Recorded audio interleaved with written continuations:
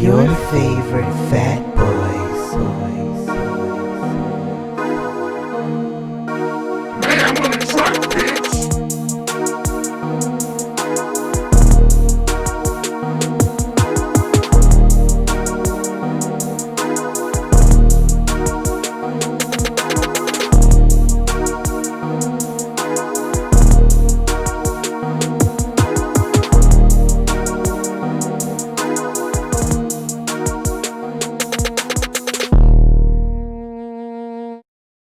What's up, everybody? It's your favorite fat boy, Jarron. Stefan, a.k.a. Mayhem, a.k.a. the underground rapper, a.k.a. the Diddy of our generation. Not the Diddy of our generation. What are you doing? Said I'm taking contracts and fucking everybody over. God damn. It's a good one. So, we got our special guest, our first guest, a friend of mine, MarvinByNature. Hey, what's going on? What's happening, everybody? I am MarvinByNature, independent recording artist and Maryland native, Baltimore native, Glen Burnie native, and yeah, let's get this going. You can't be native everywhere, man. I am. He's well-rounded. It's home, well-rounded. It's all home. So we're experimenting here. We are bringing on a guest. We're interviewing people. We're trying to do big things now, different things for this year. Right. Still with the COVID going on, we got plexiglass, hand sanitizer, and our mask. So, we keeping this in. Can I get a dab of that? Yeah. So again, this pandemic thing is a thing, and we're taking it seriously. Right. So, to give you just a brief background here, me and Marvin used to work together back in, 2012? 2012, 2013. Yeah, something around that time. We used to work together at the Maryland Casino. We've been cool ever since, and he moved down to Atlanta, and I've been, following, him progressing in music and acting. And before, I told Stefan I had the idea that, I want to bring on guests at some point to, broaden our audience and things like that. Marv always was showing support from day one, like, hey, I'll be on anytime you want me, just let me know. And I was like, thank you, I appreciate it, and I'll let you know when I'm ready. So I'm ready. All right, and here I am. Right, so I appreciate, you being on, showing support for the podcast and everything. It means a lot, supporting one another. And most definitely. One thing I guess I will stress is, support your friends, whether it be if you liking a picture, commenting, sharing, subscribing, just show that support because it goes a long way. We all starting from pretty much nothing, so try to make something. I mean, there's a nice little side note tidbit. You're the only person that we follow on SoundCloud. Wow. I greatly appreciate that. Yeah. You have an exclusive there, sir. You are the only person that your favorite fat boys follow on SoundCloud. Thank you. I definitely follow back. Yeah, people, a lot of people monitor that. Like, let me follow me. I might not follow you back, but yeah, I like for the support, Right. It's important, on any platform. YouTube, Facebook, Instagram, just as I said, that like, that comment, it may not seem a lot, but that subscription. I'm pretty sure you look at numbers. I look at numbers too, but I don't try to gauge that. Like, that's my success. Mm-hmm. I put a couple clips up of our other show we have, I Hate the Internet, and one clip I put up, we got maybe 40 views. Another clip I put up, we only got 20. Mm-hmm. So it's you just never know. So I'm pretty sure the same way if you put a song out, one song might do really well than other songs. So that's very true. Even though I try to push them all the same, but some of them, once I see that it's getting some more looks than what others are, I'll push that one a little more. Okay. So, especially I really do most of it by myself. I have a small team behind me, but it's more like a panel of people who I just love and trust, and just not gonna steer me wrong with this thing. So I usually hit with them, and we usually keep pushing something. How many people on that team of yours? 6. Okay. Yeah, 6. 2 women, rest guys. Okay. Yeah. How long you been working with them directly? It's not even directly, because we're all spaced out. Most of them are here in Maryland, but I'm down there in Georgia. So it's really just through phone communication, emails, things like that. Okay. But it's been just since the quarantine. That's when I really had the time and opportunity. It was basically just a blessing. you know, that I had that open opportunity and time. You know, I really didn't know what I was going to do after I was kind of laid off, but I still had my job, you know, but couldn't go to work, you know. So it was like, you know, unemployment's coming, maybe. And it's just like, but we got a relief check for you. It's going to be like half of your check. Was that a one-time thing, or they would pay you like every 2 weeks? They gave it to me 3 times, you know. I got 3 of them, but then, you know, it's like you got to pay your bills and stuff like that. So it's like, all right, well, what you going to do? You got this time. Video games is getting annoying. You're conserving gas. You're conserving your money for groceries and things like that. So, you know, really, you can invest into your craft and what you really would like to do with your life. You know, I act as well. So I've already done a little bit with that. I've done some background and extra work. I've done some networking as far as that goes. I've got with some people who have some independent things in the works. I've been to a couple of one independent movie premiere and one actual movie premiere. So just been trying to put in some work in all avenues. So Okay. That's exciting. I'm happy for you. I really am. oh, thanks, appreciate it. Yeah, it makes me happy. And I'm sure this podcast makes y'all happy as well. Well, this is my baby in a sense, and I asked Stefan like, Oh, you're a tag along? I take care of the baby. Okay. He had the baby, but I gotta father it. Oh, okay. Yeah. Oh. You looking like that? Oh, yeah. So, because when by me, I was on dialysis probably for a year, and I've been on for 2 years. But going to that second year, I was like, I need to do something to keep myself occupied. Like, my plan was to at one point go back to work. Yeah. But then it was like, the doctors were like telling me like, no, you don't need to go back to worry about work and worry about taking care of your health. And just, you know, stay in the course. Because I was trying to get at one point, get on in-home dialysis. And they were just like, well, we can hold off on that. Let's just worry about doing some testing and all this other stuff. And I was still looking to do something with my time. And I was like, what can I do? And I was like, Stefan, like, you know, how can we do a podcast?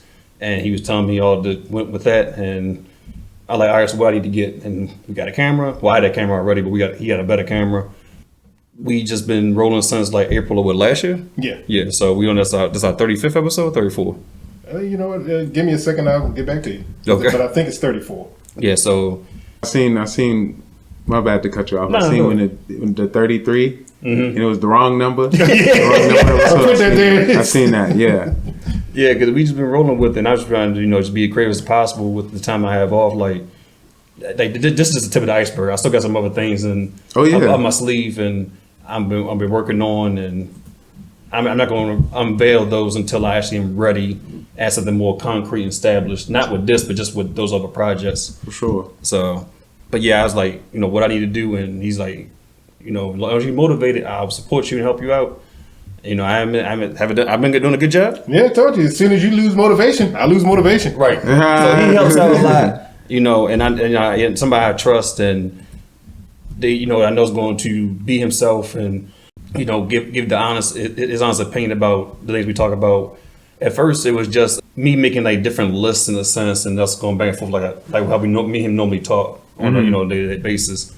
But then I see that there's a lot of shit going on in the world too that we should, you know, bring attention to. So we've talked about gun violence, recently police brutality, the ICE raids, you know, anything that I think that is important that people should know about, want to hear about, we try to touch on, and you know, bring a little bit of humor to it, bring, you know, and our own insight to it as well. So yeah. So, and that right there is a good segue into one of the things you wanted to bring up about, you know, what happened in Baltimore recently. Yes. So we want to give our condolences to the 2 victims, and also give our well wishes out to, I think it's over 200 people that's been displaced because of a gas explosion that happened on Ricestown Road on Monday just passed.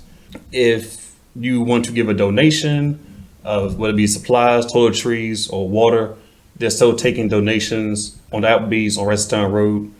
It's very unfortunate that what happened. It was a gas leak. Is that that's Applebee's by the plaza, correct? Yeah, so they're still taking donations and everything. So it took gas line explosion. Yeah, gas line explosion. It took out 3 homes. They also destroyed a lot of homes in the area, but it leveled 3 homes out flat. Yeah, it's not actually not far from where I'm staying at while I'm up here. Yeah, so where I go to the house is that it's not that far from there. And a lot of people said they felt the shockwave.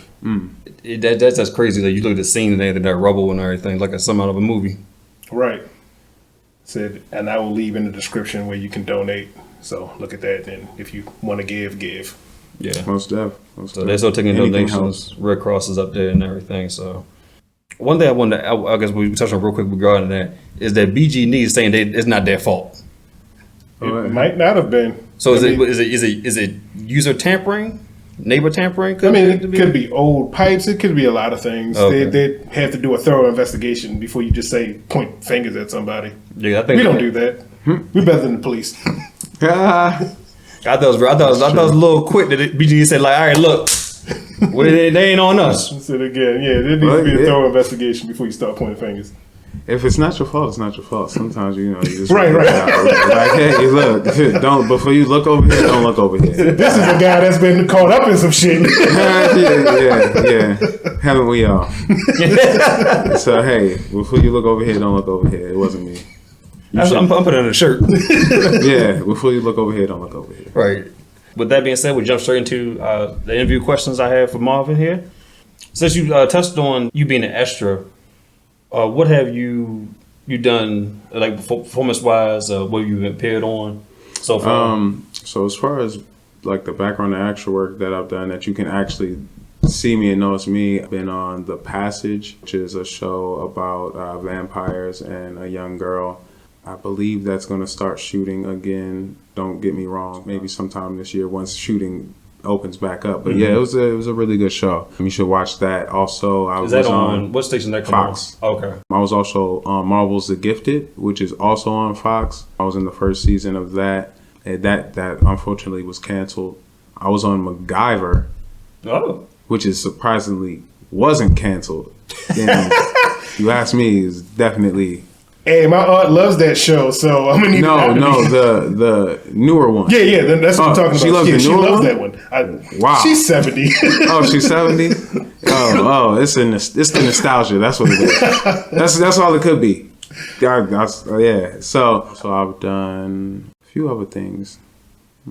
Weren't you on Star? Star. I was on Star. I was also on The Residence. Oh, okay. Which is, I believe, a spinoff to Grey's Anatomy. It's like Grey's Anatomy, The Residence. Yeah. So how do you? Yeah, I've done a lot because it's some that it's just now it's gotten to the point where so background and extra work it like is what it is. The chances of you getting a role from that, it's there, but it's just slim to none. Right. So you're better off using that time to network with other people because everyone there is doing something. So that's like a good place to network. I got a lot of plays from my music through there, a lot of fans, new followers to my music through there. Sometimes I just go, for the food. It's craft services is the way it's at. It's buffet style. Yeah, and you're getting paid. You're getting a check to do it. And, it boosts your resume after you get a certain amount of hours, it's different things that you can do to move up. So Okay. That's cool. So it's definitely a nice little side hustle. Yeah. Ain't nothing wrong with side hustle. So how are you treated as an extra? How are you treated on set? They kind of just like, move it, get out the way. Or No, they treat you good. They treat you good. Yeah. No, you're not the stars. Don't get me wrong, okay? yeah. Don't get me wrong. Yeah, you're not a star, but yeah, they treat you good. Okay. They treat you good. Sometimes the food is different. Different bad or different good? Different good. Okay. I'll say. Our food isn't bad. You're getting paid to eat it, but like their food sometimes will come from like a restaurant. Ours will be catered. They have like a omelet line, but sometimes they'll usually they'll let you go get an omelet from there anyway, so it doesn't matter. But the cast probably went first, which I don't mind. So do you want to make it with the music first, or would you want to be known as an actor first? Really, I just would like to be known as an entertainer, period. I call myself a rapper. Music was definitely the first passion. But like I'm definitely interested and passionate about the whole aspect of it. Like, even as far as acting goes, comedy, just the whole aspect of it. But serious dramas and things like that. Like my whole basically reason for doing it is to invoke feeling. That's the same thing with my music, is to invoke feeling and to inspire through entertainment. If I can be inspirational in any way, I'm cool with that. Okay. That's good. That's good. I like that. I like your motivation behind that. Yeah, because it doesn't have a cap on it. Like a lot of people say cap these days. There's no cap there. None. With today's music, what do you think of what's popular on the radio and on YouTube? Like, what do you see? What feeling you get in from as far as, like, I guess, like, what direction to go into when developing your sound? As far as developing my sound goes, I just try to be myself as much as possible. I spent years not putting out music and actually having music recorded and just never releasing it because it's like I don't feel like it was actually me. That's really what I try to do. But I feel like the music that's out on the radio now, both the radio and underground, I just take it for what it is for. I know it's a lot of people who's in the older school, wanted to be more hip hop, wanted to be more bars, who might not like it. It's all creativity. Even if you mumble rapping and I don't understand what you're saying, sometimes it just be your voice be rocking and the beat be rocking, but you're using your voice as an instrument, so it's still creative, it's still art. So I can still take it for the art that it is. And so as far as using it as my sound, I just try to continue being a student of the game and just try to take a little whatever I can from anybody. Like I've been listening to a lot of Lil Uzi lately. How? You said how? How? What? Get out. You know what I'm talking about? Get out? Get out. Get out? You ain't gotta get out. You ain't gotta get out. Wow. Let's explain. Wow. Well, shoot, Pierre Bourne, y'all know? Yeah, I know that he produced it. Yeah, producer, but he raps too. He came out with an album. His album is really dope. So since he produced it as well, every single one of his beats, like when they go into the next song, it kind of has a piece or like a part, yeah, like a loop or something from the last beat before it. Okay. And it just goes, it's just weaved throughout the whole project. So it's really interesting and really creative. Y'all said, get off. No, see, think about like, Stefan, you can chime. I know you. This is solely me doing the interview part, but you can chime in. I just have a hard time connecting with the Lil Uzi verse, the Lil Yachty's, the 21 Savages, like that whole freshman class 2015. Yeah, I heard title, so I'll listen to any project that comes up. Yeah, and try to see what's it about. And like Lil Uzi, I just can't get with. I can't fuck with Playboy Cardi, Lil Yachty. He's just trash. Who it's like the younger guys is like, and I'm not that much older than them, but it's definitely a gap. But I don't see the appeal. Well, but I also know it may not be for my ears. Yeah. For me, it's just music that, like I said, invoke feeling. Like it's music usually just get me hyped. So like I still hoop, I still play basketball. So like if I'm on my way to go play basketball, I'm bumping some Uzi. If I'm on my way to work, I'm playing some Uzi, maybe like something like where if I'm trying to get hype or trying to get up for. Yeah. But like it depends on what you use it for. I feel like that some artists from that class have grew into their own and become their own thing. Yeah, I'm not a big Yachty fan at all. 21 Savage, I rock with 21. He had a good project. What was that? The project he put out in 2019. Yeah, his last one. He was speaking some real stuff. Like that was surprisingly good. Like he had. I appreciate his team behind him, or like whoever constructed that album. I appreciate that because it was focused. Yeah. Some of these projects, you're like, all right, here's a bunch of songs. They might sound half-assed, but here's a bunch of songs because they're gonna get streamed anyway. But his project actually was solid to listen to from beginning to end. It was dope. Well, the only feeling that is invoked in me is rage when I listen to those guys.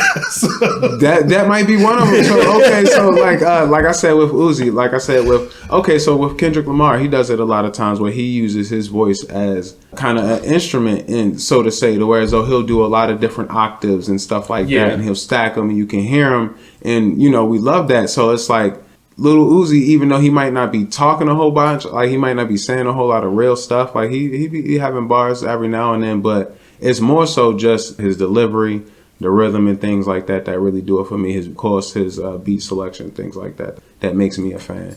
Yeah, no, I see. And his work ethic, Yeah, I mean, he's just being like he's just another person who's just being him. Like he's another person who I don't believe wants to be referred to as a rapper. No. Like he's a rock star. Like, and you can see, like, if you want to be a rock star, be a rock star. I'm not gonna do it. like I said, I'll try to take, something. I'll try to, learn something from anybody who I can. But like, I know if it's not for me, it's not for me. So yeah, no, I'm not gonna do it. But would you hear me rapping with Uzi? For sure. Yeah, no, he said he'd rather do fashion than the rap. He does the rapping for his family because they enjoy his rapping. So. Yeah. And I think this generation, but not even just that generation, but it's rappers that they will tell you they did it for the hustle of it. Yeah. Versus it being them trying to be the best lyricists out or something like that. And they're not looking for longevity. Yeah, because I was telling Stefan there was a podcast with on Drink Champs. Waka was on there. Yeah. They asked him how you put no music out. He's like, I ain't got no rap about. I can't rap with these guys no more. Like I'm done. Yeah. I made like 30 million. Yeah. I'm good. He flips his money and yeah, I had watched that. Yeah, and that's a smart thing to do. I'm not quite there yet with how I feel about that. I think I could be okay with that, but if I have the opportunity to do bigger things, then definitely, I'm not going to limit myself either. I guess there's one question that you would have to ask. I guess any entertainer would ask themselves, would be a musician. Do you want the career of a Drake, who's been going on 10 years strong now, 10 plus years, or would you have a career that's like 5 years, you make so much money, you've peaked, and you're content? Like, well, because like 5 years is a good amount of time to put out music and make a lot of money. I'm not even gonna lie. I'm competitive. I've been playing competitive sports like all my life. Mm-hmm. If I have the opportunity to have a career like Drake's, of course I'll take that. I like to talk my shit. So I would like to be in the conversation with like the verses. Okay, they doing the verses. Like who you gonna do a verses against Drake with? Kanye, Jay-Z.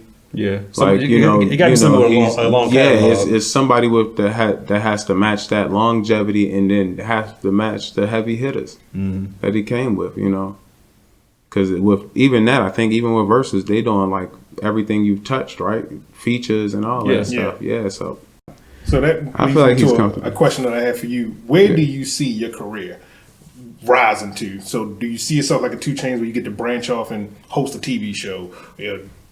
Or being a brand expert. Where do you see your career going? Right now, it's yet to be seen. Like this is really the first 2 years that I've really taken my music career seriously. Yeah, I mean, not just your music and your acting career. Oh, music and my acting. The entirety of your entertainment career. Well, that's where I would like for it to go. At least that like to a level of like 2 Chainz. I mean, but honestly, I would be happy truly. If I'm truly being honest, I would be happy if I could make a living off of just doing what I love to do. And this is what I do. I'd be a D-list actor for that. I wouldn't want to be a one-hit wonder as far as music goes, but I'm okay with having like my hardcore diehard fans and me making a living off of the fans that love me. I'd love to have a mansion, but if I don't have a mansion and I live in a subdivision and I have like financial freedom and things like that, I'm all right with that. It's not all about the money and the fame and things like that. Would you get a Richard Mille watch? 300,000. I would. At least you're honest. So would I. I would. At least you're honest. Have a $10 outfit and a $300,000 watch. My outfit probably wouldn't be $10 though. Guess what time? I tell you what, my outfit probably wouldn't be. It cost me $300,000 to find out. I tell you what, my outfit probably wouldn't be over $200. I'm not really into clothes like fashion and things like that. I really don't care for that as much. I know how to dress and things like that. I think, but jewelry, especially watches. I've been a watch fanatic since I was a kid. So as soon as you said watch, yes. Yeah, I like watch. Bust down roller. I would like to have. I look at watches too. I'll get on like a little stint where I'll be looking at Rolexes and Audemars and things like that. But I also want to know like what makes them so expensive as well. Yeah, the history behind them. Shoot, I used to work for Fossil and their watches weren't all that, but they're sturdy, they're good watches. And I was like one of the head watch salesmen because you get to know the history, the details and stuff like that. You explain it to them. You want to get it on their wrist, so they can see how it looks, see how it feels. So yeah, I've definitely always had a strong interest in watches. Well, I hope you get that Richard Mille because I want mine. You gonna buy Oh me one? yeah. I just told you what time it was. It ain't cost me nothing. But you get to watch me for my birthday when you remember It it. didn't cost nothing. So with you not necessarily being from Atlanta, are you influenced from their sound when you make your music? Like someone of a Gunna, a Young Thug, Lil Key, what you hear on the radio, or the sounds you're hearing that's popular down there, does that influence you any kind of way, or you just stick it to what you know? No, they don't. Lil Baby might. Okay. But like, you know, I don't even listen to a whole lot of Lil Baby, but yeah, that's about it. Other than that, it may be 2 Chainz or somebody who I'm actually a fan of and have been a fan of, but other than that, I pretty much stick to my roots. Okay. Which I try not to put myself in a box either, so I don't really label myself as like boom bap or backpack rap or like trap or anything like that, because I really just speak about my life and I've really like seen and experienced and lived through a lot of different things. So I'll leave it up to other people to try to figure out how they want to categorize me. So in terms of your music, the sound, not so much your sound, but the music itself, the instrumentation and the beats that you rap on, what will be your biggest influences with those? Oh yeah, I'll definitely rap on a down south beat quick. Yeah, I'll rap on anything. I'm actually working on a project now. It's going to be my first independent album. You know, I'm putting it out myself. So sonically, right now, what some of the things I hear in my vivid imagination of what I believe my first project would sound like, a lot of trap beats probably wouldn't be what I'm looking for. I mean, but I might find 1 or 2. So if anything comes across that really fits the direction I'm going in, then I'm definitely going to go for it. So, you know, producers, be ready. Hopefully you have some decent prices or can work some business some other way. All right, so before we get into our next segment, this question is going to kind of lead into it. What do you feel is more important? Being independent and having control over the music that you do, or having a record label that will give you that money and that funding to move forward with your projects? I believe being independent. And if you watch a lot of the interviews, a lot of the artists, you know, older artists and things like that tell you to be independent. But also, I believe some people need that record label behind them. So I believe it's what works best for you. I want to stay independent, you know, for long as possible, because I believe in having that creative control. Some people aren't that creative. When I shot my music video, me and the guy who I co-directed it with, we really sat down days before we actually shot, and we actually pounded it out together, choreographed the video, and we just actually came up with that, just the 2 of us. I know a lot of rappers who don't even have like a visual, you know, like a vision they want to put into their visuals. You know, they'll just let somebody else, you know, do it. You know, which may work for them, but like I said, I like having creative control. So yeah, I like this before you said that, because I never understood like the difference between that, because I would read articles about new artists coming into the game and they said they didn't have no control over like the video itself, the girls in the video, the people in the video, things like that. I'm like, well, how can you not have, you know, any say so in a sense? I understand you brand new and somebody's kind of guiding you in a sense. Yeah. But how you broke it down, like, well, if you're independent, it's just you and somebody else. You know, yeah. There's no middle people, nobody else. It's no middleman. Yep.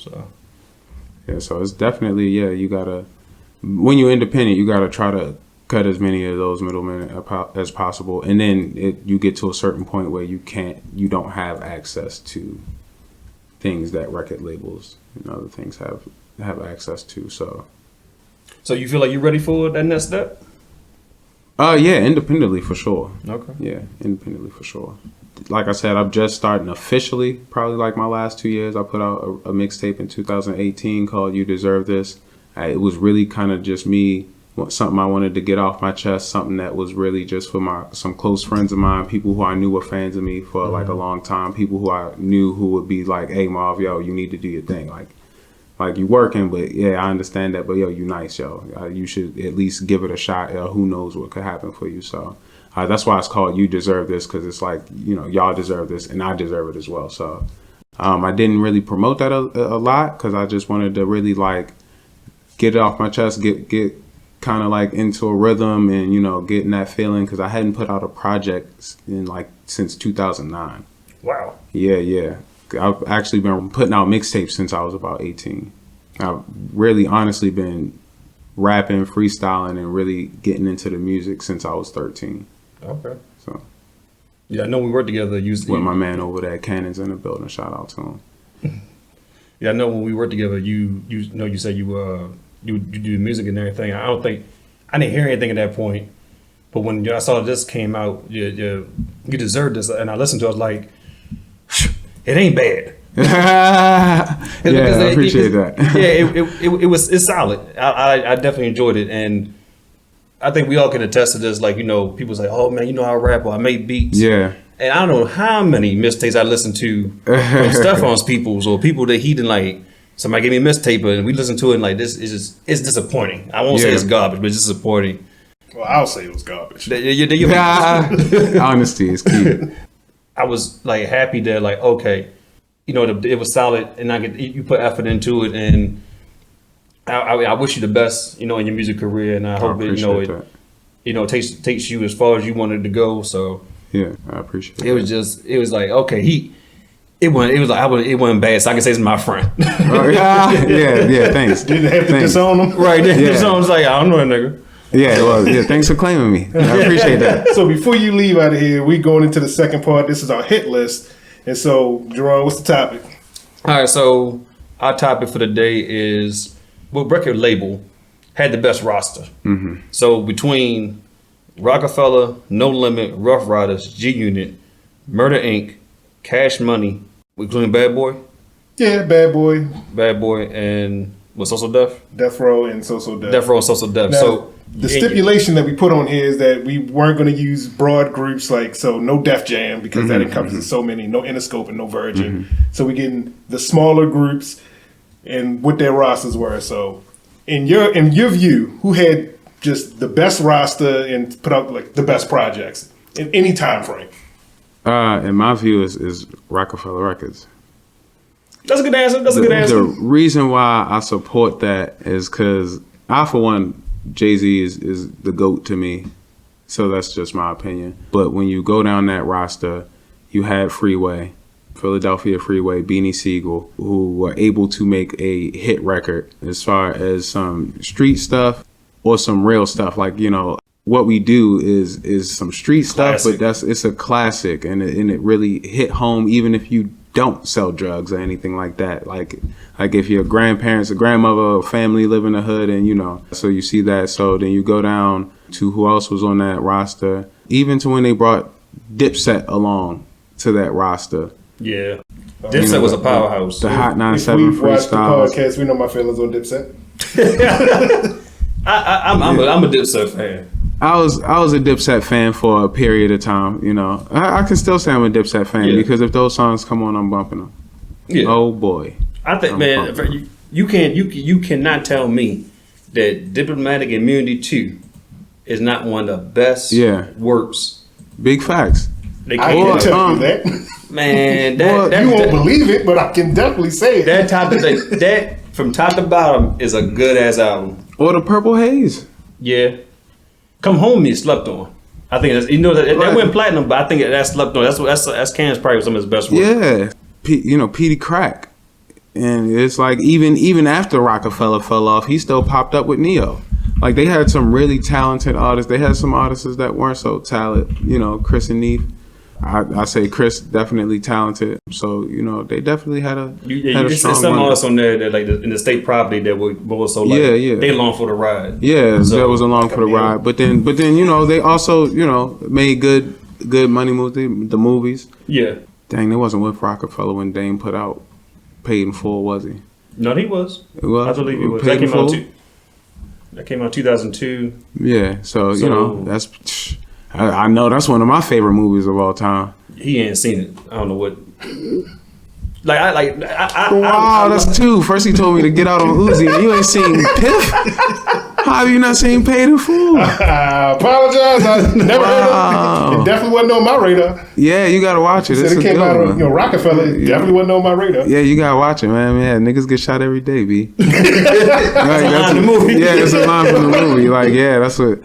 That's like, facts. yeah. So, So I believe they had a really strong run. Who else we say? G Unit was G Unit on us? Yes. Yeah. When you give G Unit, when you look at that roster, the only one who was trash was Yayo. And let's just be honest, Yayo just really did he really consider himself to be a rapper, or was he just doing it because he could do it? I mean, if your man is 50 Cent, if your best friend is 50 Cent, hell yeah, like you gotta I'm ride rapping that way. too. You gotta ride that way. I'm rapping too. I'm hopping on tracks, bro. Yeah. Like, I mean, if my best friend want to hop on the track, I'm not telling him no. Especially once I made it already. I'm gonna be like, yo, that verse is ass.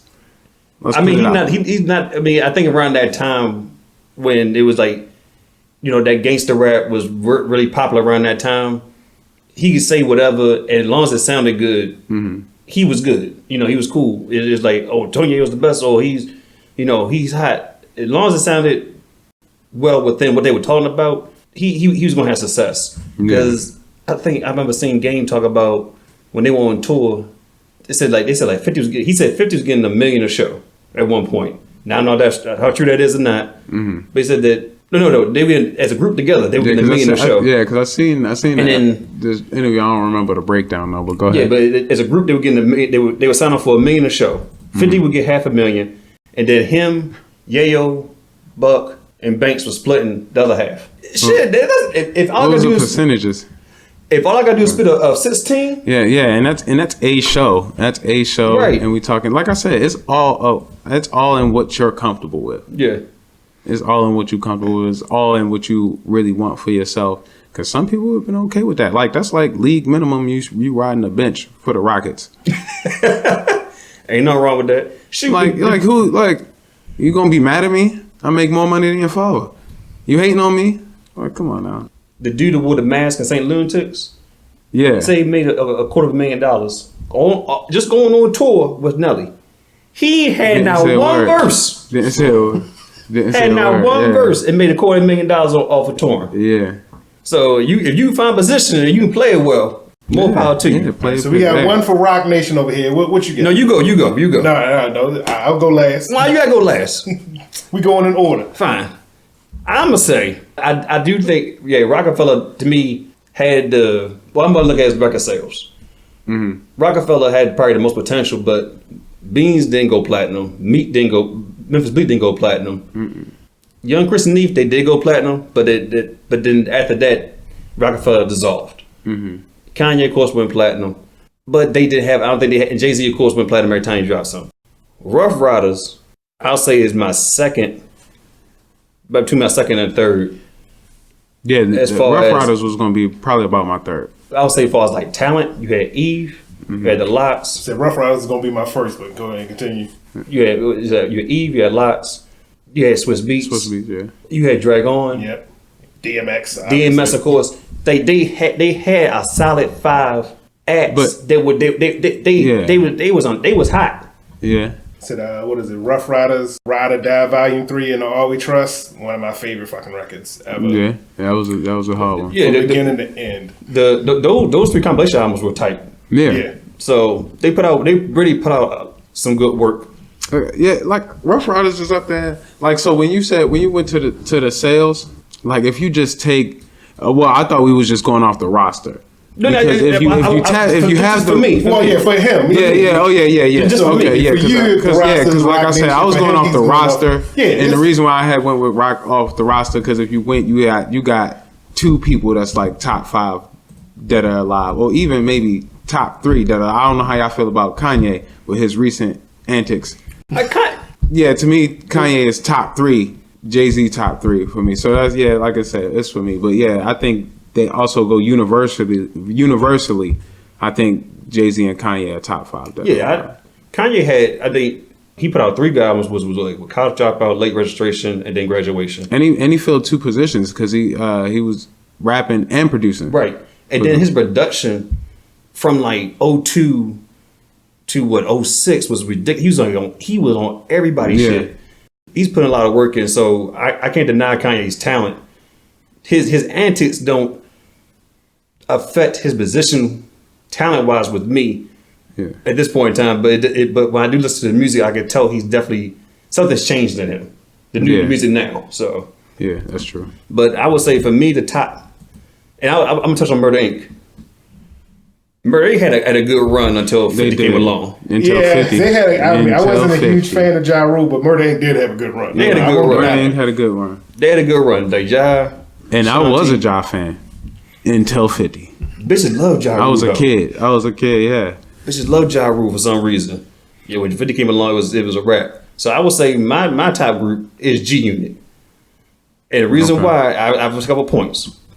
One, everybody went platinum. Even Yayo. True. And if you compare, like say like Cash Money, No Limit, shit, even Dirty ENT, even though they're not on the list here, but like, yes, they shouldn't be. Especially you compare like Dirty ENT or Nelly to 50 Cent. Nelly went diamond. Yeah. 50 went diamond. But Nelly couldn't get his artists. Yeah. They had platinum. 50 was able to go ahead and get them to be platinum. So I would say that. But that's part of it. 50 also he the mixtapes. Mm-hmm.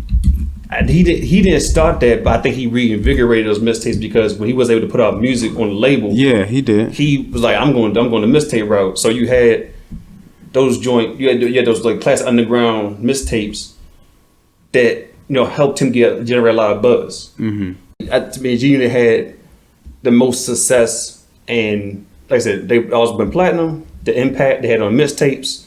They did clothing. Mm-hmm. They did the vitamin. 50 did the vitamin water. Yeah. They did the sneakers. And not to say those were great things. The clothing line was not what it was. The sneakers were trash because everybody was doing sneakers. Even SP did a sneaker, and that shit was ugly. But I think they just they capitalized on their popularity. Really quickly. Of course. Rather than wait till they were all kind of fizzled out. So. Yeah. I mean, that's why if we're doing based off of your rubric, I would still go with Rough Ryders because every artist at least went certified gold, every album, every project. But platinum better than gold though.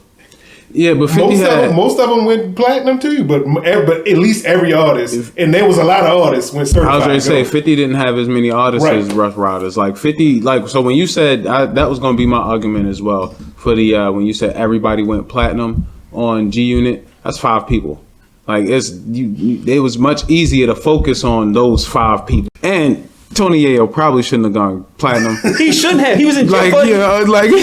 When 50 dropped, when he tried to Get Rich or Die Trying, he was in jail. Yeah. And then they put out the compilation album Bed for Mercy. Yeah. And then Buck and Banks put out their solo projects. And Buck's solo project was at that time was the hardest next to 50's. Buck had the hardest joint, but I think between Hunger for More and Young Bus Project, like Straight Outta Cashville, they neck and neck. Which that's still my top 3 by the way. My second cameraman is over there saying, "What about the game?"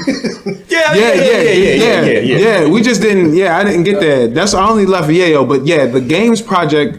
Like I was gonna say that the albums that you remember, or the artists that you remember from G Unit that had memorable projects was 50, The Game, and Buck.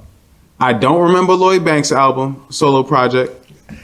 Hey, his album was tough though. I was gonna say not to say whether it was tough or whether it wasn't tough. I know I heard it. I just don't remember. Lloyd I have no memory of it. Like, sleeping on Lloyd. Okay. No, I'm not even sleeping on Lloyd. But like he had bars. Somebody put him top 5 dead or alive recently. I don't even remember who that was. I don't know if I can put Lloyd Banks. They said it was New York lyricists. It was top 5 New York lyricists of all time. I don't know. I can put him top 10. I can't remember who that was. was at the point. I can't put him in that either. I think for a moment, he was like probably one of the best rappers out for a moment. He was, You know, lyricist. And I don't know what. Which those were my top 3, by the way. I didn't give my full. I only gave my top 1, but my top 3 was Roc-A-Fella, G Unit, Rough Riders. That's in that order. Oh, okay. So yeah, that to me is G Unit for me as far as like just the overall. They had a shorter roster, but it seemed like everybody when it was time for them to shine. Everybody performed, everybody executed. Yeah, you can probably say Tony Young is the weakest link. I would say he's like out of all of them, Game included, he's a weak link. He would put out one album out. I think he knew that he was no lyricist or no musician to a certain extent. Who? Game? No, yeah. Oh yeah. Oh, he just it's like he had a moment to put an album out. Why not? Yeah. It went platinum. He like shit. I'm out. So just if you was with 50 at that point in time, you was going platinum. Yeah, so I'm gonna have our number 1 slots in the description of the video for the best roster on a label. So you sticking with Rough Rider? Yeah, sticking with Rough Rider. Set up. Just as far as lyricists goes, they had some of the best ones with Styles P, Jadakiss, Eve, and DMX is one of the hardest motherfuckers out at the point in time when he was out. Yeah. Dragon was one of the hottest lyricists. Dragon was so rap too. Dragon can still rap too. And there was X 5 times platinum. I knew it was one of them. Yeah. So Rough Riders. Oh, I mean, DMX was a platinum machine, and he put out movies too. We got Roc-A-Fella, G Unit, Rough Riders over here. So that's going to conclude the hit list, and we going into uncharted territory with length here. So we going to have to cut. You know edit this on. Oh yeah. I love it. We were definitely getting in longer than I thought we would talk, but it was a good conversation. I like it. You're comfortable. So we're going to wrap up. I just want to say, thank you for listening, and subscribe to the YouTube channel. Check out our latest video, I Hate the Internet, with me and Stefan joke about random internet clips. Thank you, MarvinByNature, for stopping by. Join the conversation. Anytime. Is there any projects that you would like, the world to know about? Actually, yeah, there is. So recently I dropped Stuck in Between Quarantine Music Volume 1. That was probably like a couple months ago. That's still out on SoundCloud. The link is still in my bio at Do It Marvin on Instagram, or you could search me, Clutch Wilson as well. I have another volume of that in the works that I'm gonna be dropping real shortly, probably in the next few weeks or so. Look for that at the end of the month. And then I have an independent album that I'm working on that I don't know. I'm shooting for November, but I'm putting in a lot of work that depends on how COVID goes. Yeah, right now music is the main focus. There's no filming going on right now, or if it's so, it's very limited and things like that. So right now I'm rocking with the music. So all the information will be in the description. So everybody hit up his SoundCloud, his Instagram, check him out, listen to his music, drop a like, drop a follow. YouTube MarvinByNature, SoundCloud MarvinByNature, Instagram at Do It Marvin. And my page, Your Favorite Fat Boy, our page, Your Favorite Fat Boys Podcast. And as always, check us out on SoundCloud, YouTube, Spotify, Google Music Play, and iTunes. That's the show. Peace out. Peace. Peace.